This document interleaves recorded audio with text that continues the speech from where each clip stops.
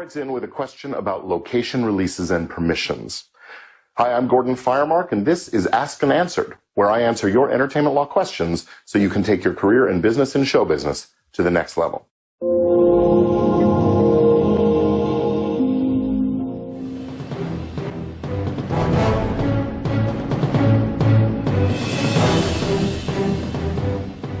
Hi, I'm Sarah Werner. I am the host, writer, editor, producer, pretty much everything here at the Right Now podcast. The Right Now podcast is a podcast for aspiring writers, and it gives you the time, energy, and courage you need to pursue your passion and to write every day.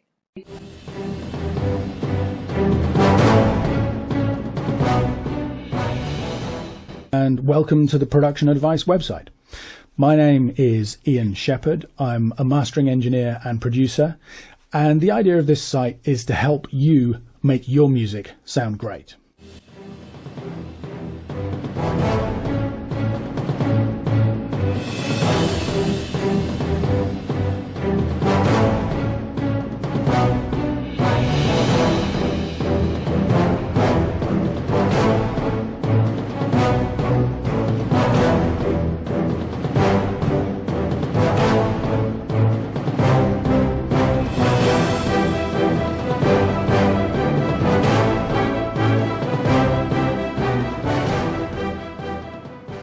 Good morning, guys.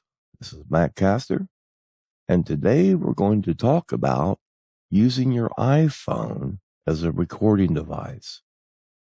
And we're also going to go into a lot of detail about taking that audio from your iPhone and mixing and mastering to where you have a very good sounding audio file. Now, last week, my wife and myself had an opportunity to go to a little place called Tangier Island. And it is a beautiful place. And what makes this recording so special is it was with the first mate of the ferry that we went over on. It's a 90-ton vessel, and she's a 17-year-old young lady. And she's pretty sharp at what she does. So another thing you need to realize is we're also going to talk about the importance of your proper input level when you record. Now, with an iPhone, it's just about impossible to peak out your recorder. Okay, and we're talking everything, stock. No special apps or anything like that, just the regular voice recorder or the memo recorder that comes with your iPhone. And the reason being is because when this was recorded, I think the average, and I've got a picture I'll show here in a second, I think the average dB level inside was, I think, around 92 dBs. And just to give you an idea, normally, a nice quiet room in your house runs around 40 dBs. Okay? So what we're going to do, I went over before how you separate your tracks in Reaper. And that's what I've done here to save a little bit of time. And then I went ahead and just rendered them all to 18 LUFS. Remember, we add 3 dB, so what you're looking at there at the negative 15 LUFS is actually a negative 18 LUFS. And if you come to the right, you'll see our loudness range. And then you'll also see our true peaks. Okay? Now, if you notice, you'll also see that we have 3 tracks here. We have the master track, and then we have the 3 actual tracks. And these are just referred to as stems if you want to get technical, but there's no need to. Okay? So I want to show you the reason I separated this into 3 tracks is because on the 3rd track, these little 2 bits of audio, the waveform was much smaller than what we have in our other tracks. And that's how I separate my audio. I literally go by sight. And I see, if the waveform is around the same height, then I'll go ahead and leave it on that particular track. And as it gets smaller, and what that is a decrease in your input level, then I simply just pull them down to another track. And, if you've watched my videos before, you see just how easy it is to do in Reaper. Okay? So we've got our information here. And let's go ahead and go on to the next slide. And what I wanted to show you with this particular one is when you do this, you'll see how the tracks line up. There's no FX on it whatsoever. Okay, the first thing that I do is I separate the audio to where I want to work with it individually. And then after I get it rendered or leveled, or however you want to say it, then after I work it a little bit, then I'll go ahead and start doing some effects to it. But right now we're in the mixing stage. And that's what we're doing. We're mixing these tracks together and putting them where we want. So let's go ahead and go to the next one. Now I want to show you here, and you'll see between the two red lines, I've got the markers, 1 and 2. And remember, if you remember before, wherever you put your cursor, if you want to apply a marker, simply hit the M key on your keyboard and it'll put it right there. And if you want to, you can come up and right mouse click it and you can name it whatever you want to. Okay, for this purpose, we're just going to do 1 and 2. But I want you to remember this, and I want you to watch this. Okay, so we're still at the same point. I've just added the markers. And let's go ahead and go on to the next.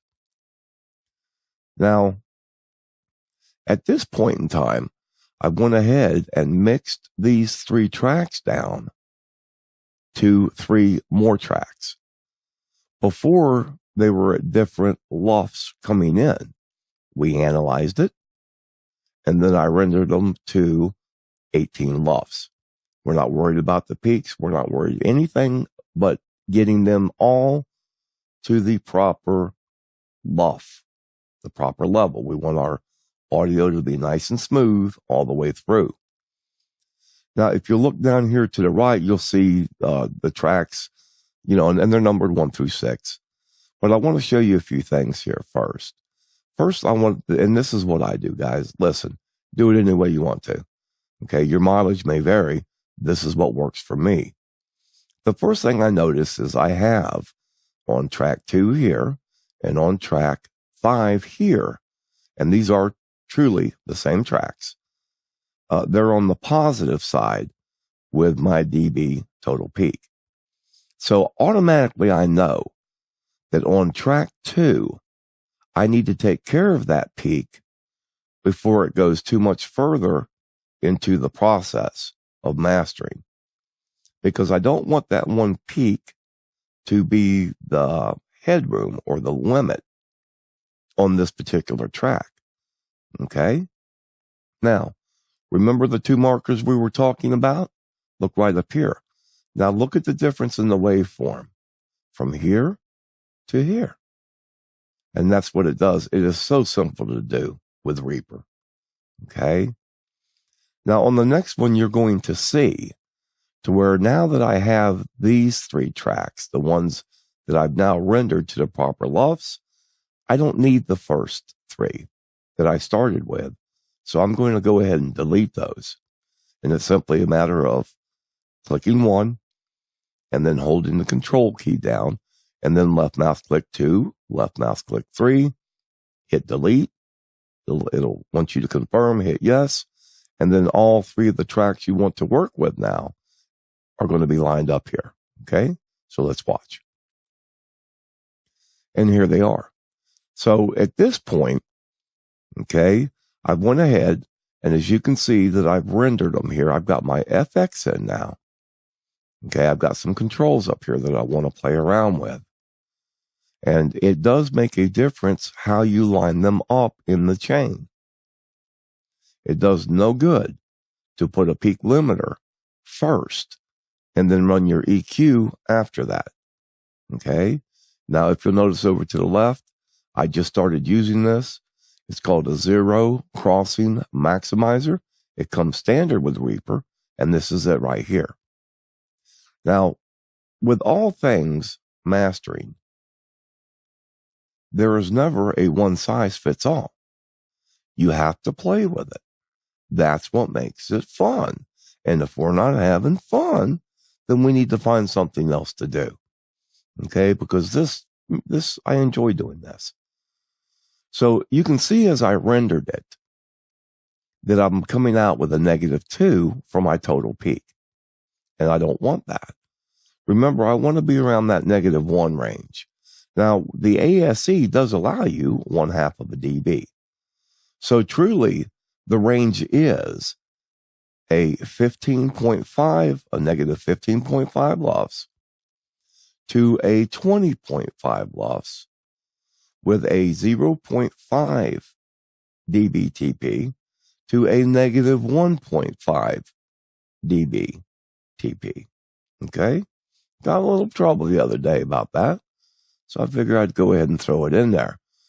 Now, normally also I would render at 128K on my bitrate because this is a training video and I've got another purpose for this. I went ahead and did it to 320.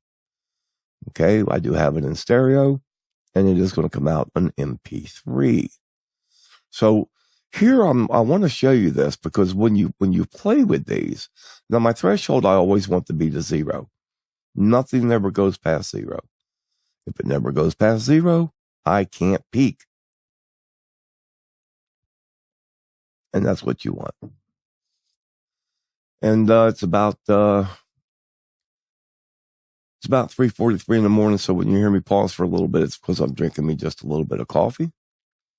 So now what I did is I said, okay, that didn't work for me. So now and here again, you either go left or you go right. So I went to the right, I believe. I took it down to a -1, or I'm sorry, -0.5. And now look at our dB total peaks. There's my -1. There's my -1. Now I'm a happy camper. Okay. So now that I know that this is what I want to set it at, then I'm going to render this just like we did before. And as I do this, I'm going to check the box, as you can see right here, add rendered items to the new track and project. It's right down there at the bottom. And what it will do is once it renders these 3 tracks, it'll add the 4th track, which is now my master track. And it'll still keep the 3 tracks above it. Okay? So let's watch this. And there we go. Okay? Now, if you ever see your tracks shaded, it's because they're muted. If you look right down here, you'll see the red M on the first 3 tracks. And the 4th track, which is the master track, is nice and bright. Now, you'll also see that I went ahead and analyzed the master track. And I'm coming in at the -17.2 LUFS, 4.6 loudness range, with a -0.9 dB total peaks. So technically, okay, for all you technical people, right now I am 1/10 of a dB outside this range because we never really want to go over the 4. This is fine. This is fine. Okay. So now let's go ahead and we're going to move to the next item. And that's what it looks like when you unmute the tracks. Okay, see everything's nice and bright now. You can see everything that's in line, how it's lined up. Now, I want to mention this as well. A lot of people will come in and they will clip from here, all the way back, and I'm looking at track 3, and they'll want to take that line out. You know what? On my noise floor, even combined, with my background noise, I'm running like 104, 105 negative dBs. It doesn't matter what you're running on. You're not going to hear it. But what happens is when you cut these out, and if you ever go back where you want to put it back together, you're going to sit here and you're going to play with these and you're going to have to move them around in order to make them line up again. So just go ahead and leave these in. It doesn't hurt a thing. Okay. Now, I want to talk about the FX that I put on, the effects that I use. Now, the NS1 Mono, this is a Wave plugin, as well as my C1 gate stereo, and it does several things. I am a Wave man. Now, everybody has their favorites, and to be honest with you, Reaper, they have a boatload of plugins. I've showed them to you before, and they're just as comparable, but you get used to doing something or using something, and you're just comfortable with it, and it makes it a snap. Now, my gate, as you see up here, it says it's a perfect voiceover gate, and it is. Okay? It works awesome. And for you guys using Audacity, this is basically similar to your noise removal tool. Okay? But I want to caution you. Unless you're in a very quiet environment, you should never use a gate. And what happens is this. If you've got noise running in the background, now the gate will stop the noise from coming in when you're silent. But when you start speaking again, the gate opens up. It allows your voice as well as the background noise to infiltrate your audio file. And I know you've heard this before. If you've listened to enough of them, you'll hear that nice quiet pause, and all of a sudden, it sounds like a construction site going on in the background. Okay? Now, over to the left here, my noise suppressor. With this allows me to absolutely surgically reduce anything that I want to. With this I use in conjunction with my gate, and I can literally get it down to where I can leave a whisper in and take out a dog barking just about. I mean, it is that a little, that's a little extreme, but it truly is that good. And then up here we have the zero crossing maximizer. Okay. This is not a peak limiter. You have peak limiters that are hard. You have them that are soft. You have regular limiters that you can put in. And the peak limiter, that's exactly what it does. It limits the peaks. But what this does, it actually analyzes the audio around the peak, and it makes it much more transparent. It's like you were never even there. Okay? It's very subtle. I'm not saying, that you have to use it or you shouldn't use a peak limiter. I'm not saying that at all. The thing about mastering is you truly want to do things that are minute. You want to be transparent. You don't want anybody to know that you've been there. Okay? That's something to remember. And as you practice, you'll get to that point. I promise you. Now, from here, what I've done, just like we did before, I would come over track number 1. I would highlight it, hold the control key down, left mouse click 2 and 3, and delete those. And that's going to give me my master track. And look at that pretty waveform. I mean, come on, guys. You got to admit, from what I showed you before, if you remember, how small the waveform was when we first started this to where it looks now, that is beautiful. Okay? And you also need to keep in mind that while I was recording this, like I said, the background dBs running, I think was around 92. I'll have a better estimate once I get to the picture. Okay? So from this point, I wanted to show you a little bit about the dynamic range meter that comes with Reaper. And the guy that I study on, his name's Ian Shepherd.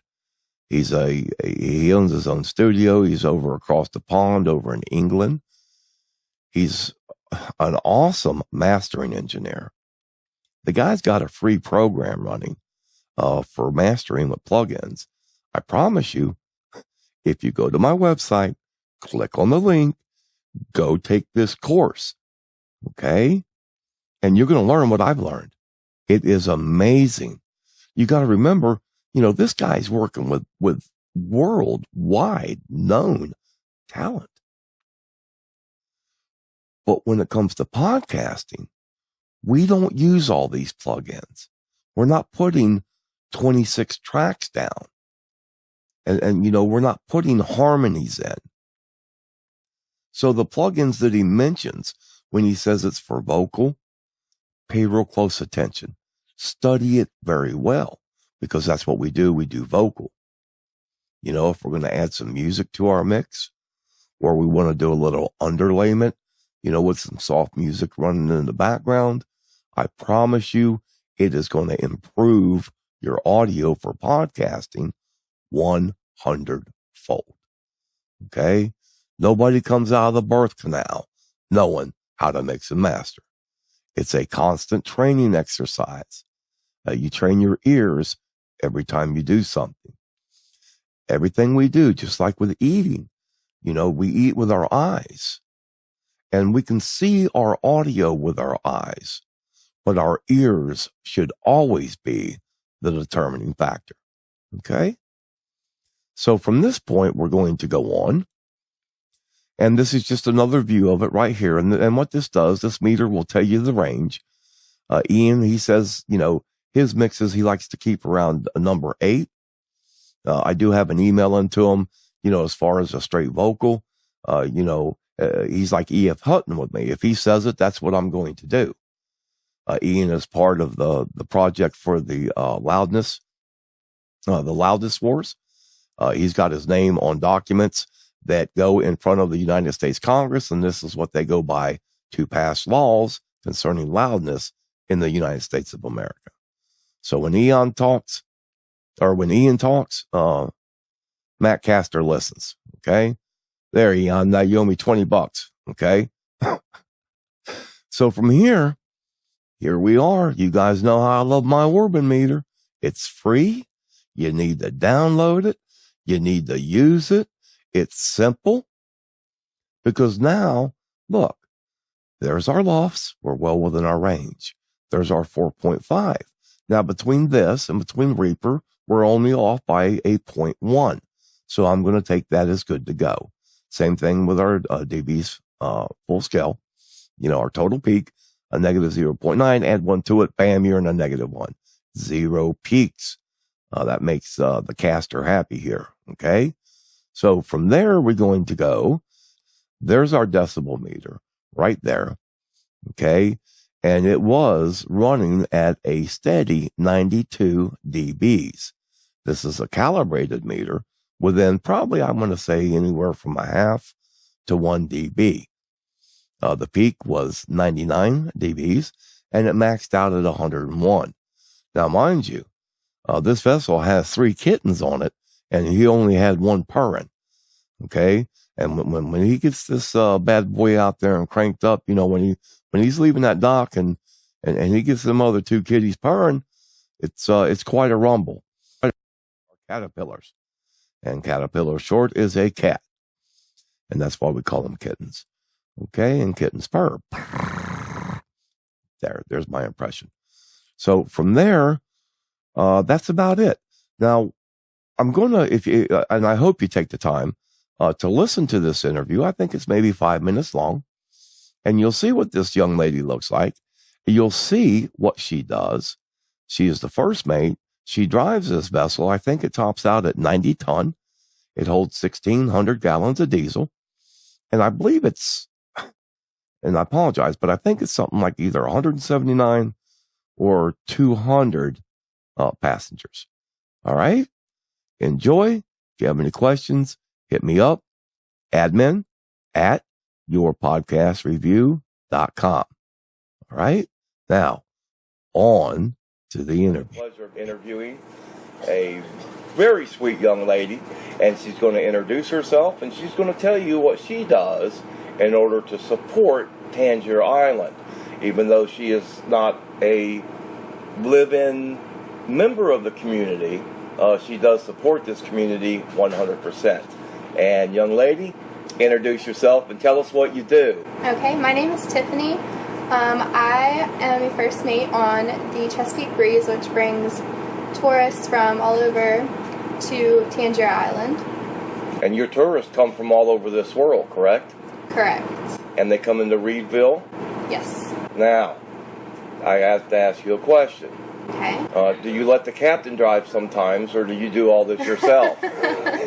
He lets me drive sometimes. Does he really? Very good. And do you mind if I ask your age? I'm 17. You're 17. Senior in high school? Junior? Senior, yes. You go, girl. Well, get that education. You know what I'm saying? Yep. Now, if you could, and just kind of think about it, and I don't want to put you on the spot, but, what's like your most memorable occasion of being on the water? Because we're going into the Chesapeake Bay, which I believe is the largest bay in the world. Am I saying that correctly? Or it's close. One of them, yeah. It's one of them, so it's real close. It's either the largest bay, or it's very close, or maybe second in line. Right. And which means that the waters get rough out there when the weather's Right. acting real nasty, right? Right. Can you think of any time that you might have thought, gee, I wish I was flipping burgers at McDonald's like my buddy? Oh, yeah. Yeah? Well, tell us about that. I want to hear about that. I think it was last year. It was when, like, a tropical storm was coming in, and it was, like, the day before, and the waters were so rough, and it was raining all day. It was pouring down rain, and I don't know why anybody still wanted to come on the boat, but we had a huge tour group, and it was, like, 100 people in the pouring down rain. It was rough, and people were getting sick, and it was terrible. Oh, man. Yeah. Yeah. And, it's wonderful. And are you going to try and maybe pursue a career in the water industry or other plans? No, I don't think I really want to go into anything related to the water, but we'll see. Well, that's cool because, you're young enough and you can always change your mind, Right. to pursue it. But I think it's absolutely awesome that you have this responsibility, because you do have a lot of responsibility as the first mate. Right. And taking care of your passengers. Their care is literally in your charge, correct? Right. And do you ever think, man, do you ever wonder or realize how much responsibility you really do have? Yeah, it's a pretty big responsibility. Oh, I know, but I mean, when you think about it, does it ever go like, man, what am I doing? Yeah. Well, what's going to happen? Yeah? I don't know what I would do if anything happened. Oh, bless your heart. Well, listen, even grown adults don't, just so you know. Right. Okay? So is there anything else you would like to say before we go ahead and end this? I don't think so. No? Well, listen, thank you very much. Thank you. And I appreciate you taking the time to educate people, hopefully, throughout the entire world. All right? God bless you. Have a great day. You too. All right. Say it one more time. You Too You too. is a band over from England, I believe. Correct? Aren't they from England? You Too? I guess. I don't know. I never heard of them either. I think, what's his name? Bono? I don't know. Don't know him. Not at all. Nope. Have you ever heard of a henway? Nope. No. Do you know what a henway is? Nope. Do you know what a hen weighs? No. About 2 pounds, got a little beak on him, goes, "Buck, buck, buck, buck, Oh, buck." See, I knew I could get that smile coming back. Thank you very much.